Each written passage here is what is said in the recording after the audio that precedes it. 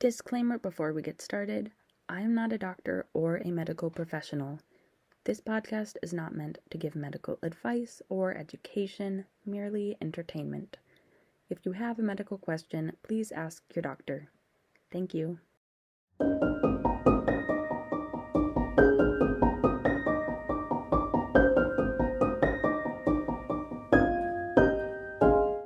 Hello everybody, welcome to Crocheting Through Medical History.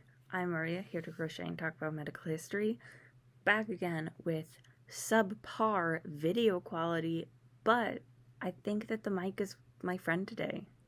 Today I'll be crocheting a simple bucket hat that I think that I can finish in a week for some reason, because I want to wear it next week. So we'll see if that actually happens. But you can see me try. I have this much so far, so I think we're doing pretty good, personally. I've said 0 words today up until right now, so I'm very sorry that I sound like this. Alrighty, so today we are talking about diabetes mellitus, which is like the overarching type of 1, 2, and gestational diabetes. Feeling good so far. Why can't I talk? Oh no. Starting off, ancient Egyptians in 1500 BC recorded a condition that is now known to be diabetes mellitus, in which the afflicted experienced excessive urination, thirst, and weight loss. The Egyptians recommended eating only whole grains to reduce the symptoms and supplemented treatment with plant extracts. In ancient India in 400 BC, physician Sushruta used ants to test urine for diabetes. If the ants were drawn to the urine, it contained sugar and was coined madhumaha, or honey urine. Sushruta noticed the presence of honey-like urine was more prevalent in upper-class citizens that were able to overindulge in carb-filled foods like rice, cereal, and sweets.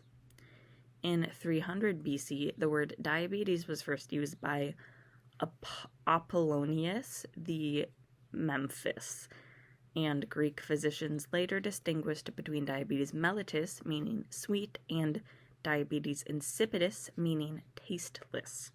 For other people out there that might be confused about all the different types of diabetes, me too. Or if you went to vet's tech school and then your professor was talking about like diabetes insipidus and diabetes mellitus, and you were like, well, which one is like type 1 and type 2? And then in 2 years, you never learn that both type 1 and type 2 are diabetes mellitus, in which it is a sugar problem not being removed from the bloodstream. That's what diabetes mellitus is. So the unconverted glucose is excreted in the urine, so it gives it a sweet taste. Wow, diabetes insipidus has nothing to do with glucose. It shares some symptoms with diabetes mellitus, which is probably how they both their diabetes. But diabetes mellitus affects the kidney's ability to concentrate the urine, so it is causing excess urination, but it has nothing to do with glucose, and therefore there's no sugar in the urine, making it tasteless. So maybe that was helpful to you. I was mind blown by this last week, but maybe everyone else knows these things.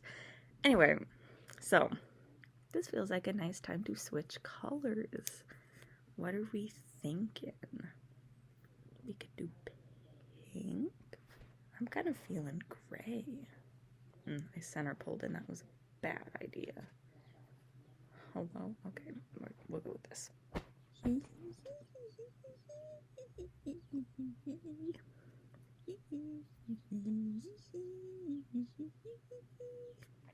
The Greeks thought that exercise, especially on horseback, would benefit those with diabetes and would reduce their frequent need to urinate. Otherwise, their treatment was mostly diet-based. Non-irritating milk and carbs, easily digestible foods like veal and mutton, rancid animal food, green vegetables, carb-free food, or fasting. Non-food related treatment methods were tobacco, baths, wearing flannel or silk, massages, and avoiding stress. 200 BC, China brought the Chinese Hippocrates named Cheng Chung Ching, who again described this condition of polyuria, excessive urination, polydipsia, excessive thirst, and weight loss. Medications for diabetes included narcotics like opium, ammonium sulfide, digitalis, magnesia, chalk, and potassium and lithium salts. Unsurprisingly, none of these ancient treatment methods were especially helpful in management of diabetes mellitus. In ancient Rome in the 100s BC, physician Galen termed polyuria due to diabetes diarrhea urinoma, or diarrhea of the urine, and recorded that he had only ever seen 2 people with the condition, meaning it was seemingly more rare than today, in which 10% of Americans experience diabetes. Before Galen, though, physician Arrhetius wrote the following regarding diabetes. Diabetes is a wonderful affection, not very frequent among men. The course is the common one, namely the kidneys and the bladder. For the patients never stop making water, but the flow is incessant. The nature of the disease, then, is chronic, and it takes a long period to form, but the patient is short-lived. If the constitution of the disease be completely established, for the melting is rapid, the death speedy. Moreover, life is disgusting and painful. Thirst, excessive drinking, which, however, is disproportionate to the large quantity of urine, for more urine is passed, and one cannot stop them either from drinking or making water. Or, if for a time they abstain from drinking, their mouth becomes parched and their body dry, they are affected with nausea, restlessness, and a burning thirst, and at no distant term they expire. Thirst, as if scorched up with fire, but if it increase still more, the heat is small indeed, but pungent and seated in the intestines. The abdomen shriveled, veins protuberant, general emaciation, when the quantity of urine and thirst have already increased, and when at the same time the sensation appears at the extremity of the member, the patients immediately make water.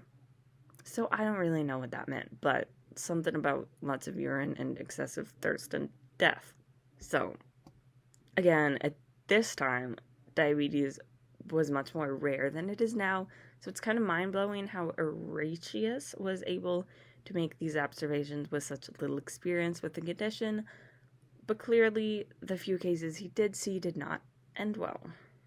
In the 300s AD, doctors in India and China made a distinction between type 1 and type 2 diabetes, associating type 2 with the heavier, wealthier, likely less active, and more indulgent population. At this time, people thought that diabetes mellitus was a kidney condition, and it was not until the 1700s that a doctor discovered a link between diabetes mellitus and trauma to the pancreas. In China, in the 1600s, Chen Chuan named the condition Sao Ko Ping, which I cannot find the English translation of, so I don't know what that means. However, Chuan's colleague suggested treatment for this condition include abstaining from wine, salt, and sex. In the 700s, it was noticed that diabetic patients were prone to developing furuncles, rodent ulcers, and impaired eyesight. Around 1000, the El Kanun, or Canon of Medicine, written by physician Avicenna, added gangrene and sexual dysfunction as more effects of diabetes. In the next century, Moses Maimonides added acidosis to the growing list of symptoms. In the 1600s, Dr. Thomas Willis wrote a book chapter about diabetes titled Pissing Evil, and he was the first to coin the term mellitus when describing these similar types of diabetes. Willis was also able to theorize that diabetes mellitus was not a disorder of the kidneys, but rather the blood. He attributed causes of the condition to include an unhealthy lifestyle, excessive alcohol consumption, and depression. And he added neuropathy and muscle twinging to the list of symptoms. Though Willis could not explain the reason behind the sweet urine of diabetes mellitus, He was able to suggest a diet of slimy vegetables, rice, and white starch, supplemented with milk, with the addition of rhubarb, cinnamon, egg whites, cypress tops, gum arabic, and gum dragon. This dietary treatment method seemed to improve his patient's conditions, but the patient fell back into his old diet within a month. In the 1770s, Dr. Matthew Dobson confirmed the presence of high levels of glucose in the urine of diabetes patients, giving an explanation for the sweet taste that had been known for the past millennium. Dobson was also able to observe that diabetes was either chronic or fatal, again making the distinction between what is now known as type 1 and type 2 diabetes. 1, 2, 3, 4, 5, 6. Next, I can either do pink or green. What do we think? I'm feeling green. I think we need a darker color. Alrighty then. Wow! Chaos is ensuing. Maybe I'll just hold this. In the 1800s, French researcher Claude Bernard made invaluable contributions to the study of diabetes and metabolism. Bernard was a large proponent of animal research, not so good, and began studying dogs with the hypothesis that diabetes was a problem of the lungs not removing glucose from the bloodstream.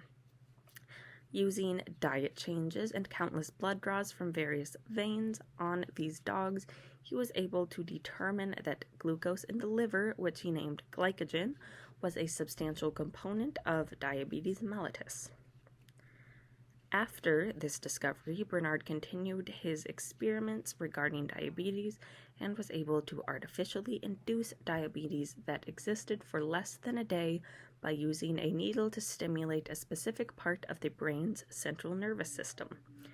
This experiment was able to make a correlation between diabetes mellitus and glucose homeostasis affected by the brain. It was not until around this time that gestational diabetes, a form of diabetes mellitus experienced during pregnancy, made its way into medical literature.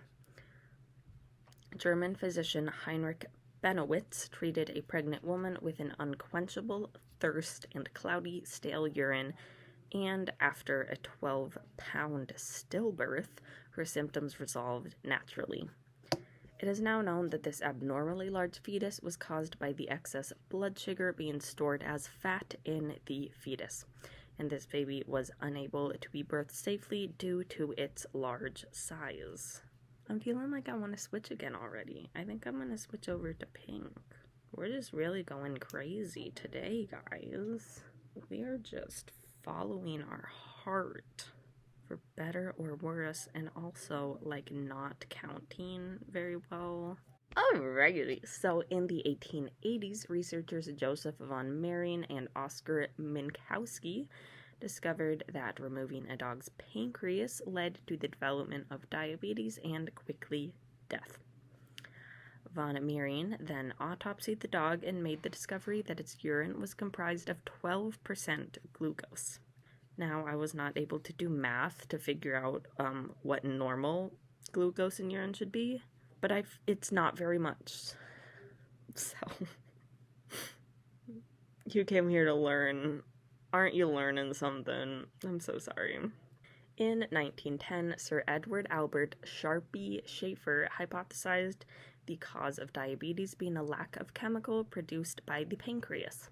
He coined the term insulin, meaning island, because it was produced in the islets of Langerhans in the pancreas.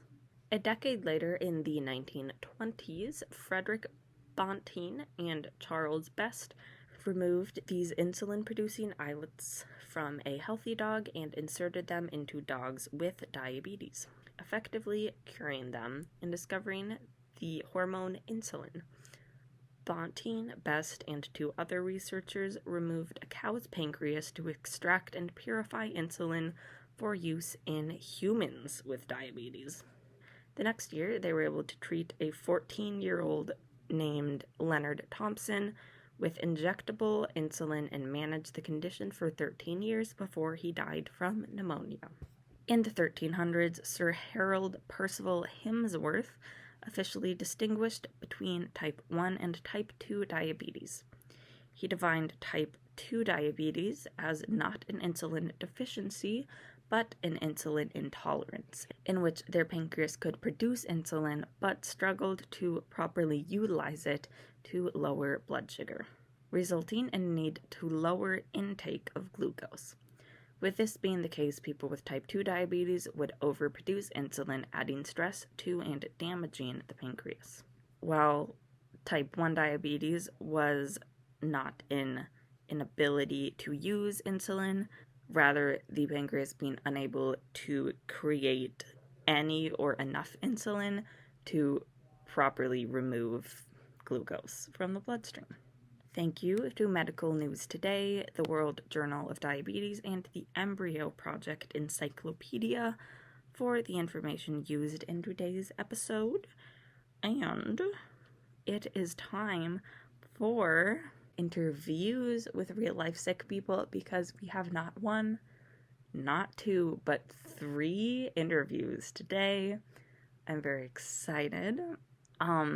So first off, we will hear from my friend Liza, who has type 1 diabetes. What was your initial reaction when you were diagnosed? It was kind of confusing. I was only 12 at the time and had no idea what it was. The idea that I would now live with it forever was also very hard to come to terms with. What are your top survival strategies for your condition?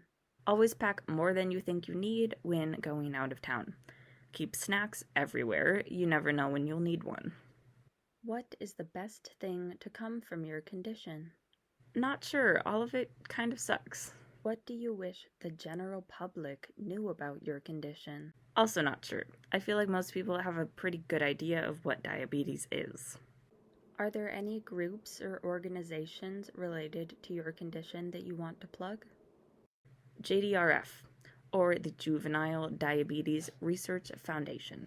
From a quick Google search, JDRF is a nonprofit focusing on supporting research of type 1 diabetes and those with the condition. JDRF funds research programs for improved treatment and a cure, offers education to kids with type 1 diabetes and their parents, and offers support groups for those affected by the disease. And next is my dad, who has type 2. What was your initial reaction when you were diagnosed? Shock, regret, and sadness. What are your top survival strategies for your condition? I don't necessarily think of surviving. I think about managing my condition with diet, exercise, activity, meds, and lifestyle choices. What is the best thing to come from your condition? I am more mindful of my lifestyle choices and how they affect my future health, especially in my relationship with food. What do you wish the general public knew about your condition? Many people have type 2 diabetes, but don't know. It should be checked with every annual physical exam. Denial and avoidance of treatment will only lead to greater health complications in the future, such as vision loss, amputation, and heart problems. Are there any groups or organizations related to your condition that you want to plug? Your doctor or medical provider, along with a registered dietitian, are your best friends in managing type 2 diabetes. And lastly is my friend Jenna, who experienced gestational diabetes with all of her pregnancies. Special shout out to Jenna, because I think I texted her these questions at like 10 o'clock last night, and she responded by 10:45. So I think that is the fastest turnaround that I've ever gotten. So big shout out to Jenna. This is your medal that I promised. What was your initial reaction when you were diagnosed? I had gestational diabetes 4 times. The first time I got diagnosed, I cried hard. I felt so upset and scared and overwhelmed, and I didn't understand anything about it, so I had no idea what to eat for like a week until I could go to the class. The next 3 pregnancies, I was disappointed each time I found out. I didn't want to deal with the hassle and was concerned that it was hard on my body having it over and over. What are your top survival strategies for your condition? Once I learned how to count carbs, it got easier. Having a good list of snack options and safe restaurants helps a lot. What is the best thing to come from your condition? I didn't realize how many carbs I'd been eating at the time. I learned how to read food labels and make healthier food choices, even though my diabetes resolved after each birth. I eat much better than I did before. I'm way more aware. What do you wish the general public knew about your condition? Mostly, I just wish restaurants would offer better vegetable side options. Being allergic to lettuce makes this extra hard. So again, big thank you to Liza, my dad, and Jenna for being willing to share a bit about their experiences. I will link JDRF and the resources I used to research in the show notes. I would not say that this is a hat yet, but we're getting there. It's better than when we started. Thank you for listening to today's episode. As always, if you have a topic suggestion or you have a condition that you would be willing to talk to me about, comment or head on over to my Instagram at mariamakesmakes and DM me or comment there. I would love to talk to you and hear your suggestions. Subscribe on YouTube, Maria Hegerman. Like, comment, share with your friends. Give me a rating. As always, I suppose, stay safe, stay healthy, and I will see you next time. Bye!